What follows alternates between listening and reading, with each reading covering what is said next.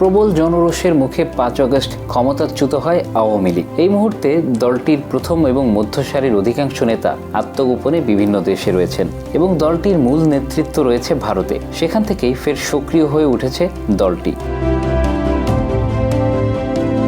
2024-এর এই ঘটনার আগে 1975 সালেও এমন এক পরিস্থিতির মধ্য দিয়ে দিন পার করেছে আওয়ামী লীগ। 75 সালের 15ই আগস্ট শেখ মুজিবুর রহমানকে সপরিবারে হত্যার পর আওয়ামী লীগ কার্যত নেতৃত্বহীন হয়ে পড়ে।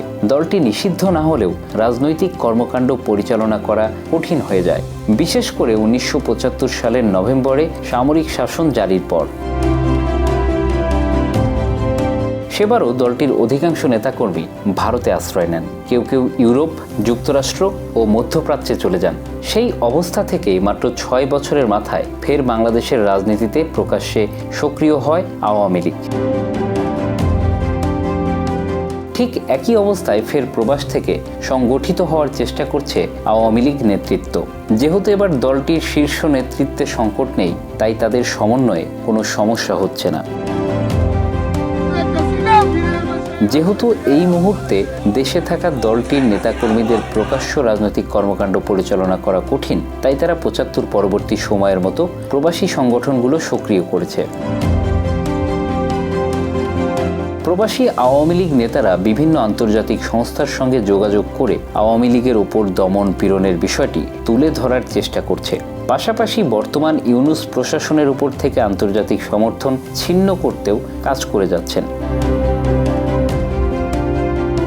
ভারত থেকেই দলটির সভাপতি শেখ হাসিনা সহ কেন্দ্রীয় নেতৃত্ব প্রযুক্তির সহায়তায় নেতাকর্মীদের সাথে যোগাযোগ অব্যাহত রেখেছে।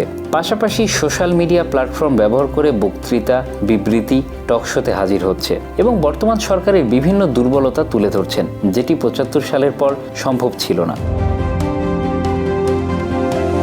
সক্রিয় করা হয়েছে দলটির সাইবার গ্রুপকেও, যারা দেশে ও বিদেশে বসে বিভিন্ন সোশ্যাল মিডিয়া প্ল্যাটফর্মে লড়াই করে যাচ্ছেন এবং কিছু কিছু ক্ষেত্রে সেটি সাধারণ মানুষের মাঝে প্রভাবও ফেলছে। পাশাপাশি এলাকাভিত্তিক নেতা কর্মীরাও ফের সক্রিয় হয়ে উঠেছে। তারা চোরাগুপ্তা কর্মসূচি পালন করে সোশ্যাল মিডিয়ায় ছড়িয়ে দিচ্ছে এবং সরকারের বিরুদ্ধে নানা ধরনের জনমত গড়ে তুলতে সক্ষম হয়েছে, যা দেখে অন্যরাও সক্রিয় হয়ে উঠছে, যা দমাতে বেশ শক্তি ক্ষয় হচ্ছে ইউনূস প্রশাসনের। যেহেতু দলটি টানা ক্ষমতায় ছিলেন, তাই এবার দলটির অধিকাংশ নেতার আর্থিক সমস্যা নেই, যেমনটি ছিল 75 পরবর্তী সময়। সুতরাং এবার তারা ইতিমধ্যে দেশে থাকা কর্মীদের কিছু কিছু অর্থ সহায়তা করতে শুরু করেছেন। রাজনৈতিক বিশ্লেষকরা বলছেন, 1975 সালের পর আওয়ামী লীগকে যে চ্যালেঞ্জগুলোর মুখোমুখি হতে হয়েছিল তার অনেক কিছুই এখন নেই। সোশ্যাল মিডিয়ার কল্যাণে দ্রুতই সংগঠিত হয়েছে দলটি, যা দলটিকে কিছুটা বাড়তি সুবিধা দিবে বলে মনে করা হচ্ছে।